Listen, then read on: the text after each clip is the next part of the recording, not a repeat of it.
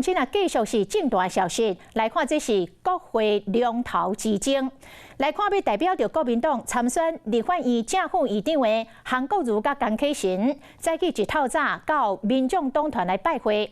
民众党8位立委全部到齐，双方会面的时间35分钟。会后，韩国瑜大大来学乐，讲民众党安排这场的会面是大心阁有路。啊，面对着外界质疑密室协商，韩国瑜回讲，即摆国民党在野无资源，敢若有满满的诚意互动。韩国瑜讲，未来4年大家都是同班同学。黄国昌嘛强调讲，绝对毋是私设行堂、密室协商。啊，结束的时阵，两个人搁相揽，现场的气氛真平和。好，来，观众秀抱一下吧。OK。韩冲两人相揽笑容是藏袂掉，面对镜头，搁较是礼数做甲嚼。市长要不要？你是主人，我不能讲太多意见。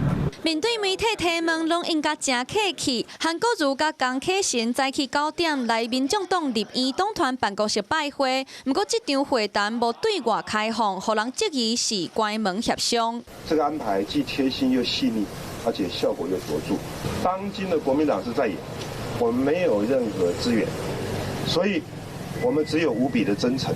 非常健康良性的互动，绝对没有外界所形容的什么私设行堂，或者是要密室协商交换什么样的东西。嘛未惊讲历史会停搬，会不会变成军略事件的2.0？想太多了。2024年2月1号开始，我们10位立法委员就是同班同学。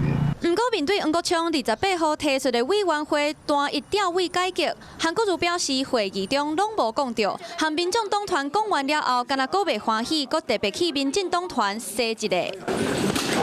小心！真可惜，办公室拢无人，只是即马恐惊，唔若爱甲民众党诱惑，经立委区域评估，可能会有3到4个拿委因为官司的问题走票到民进党。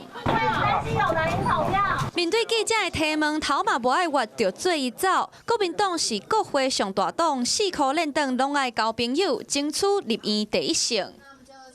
你好，我是宋彦明。想掌握最及时的新闻资讯吗？赶紧订阅、按赞、开启小铃铛，锁定华视新闻 YouTube 频道。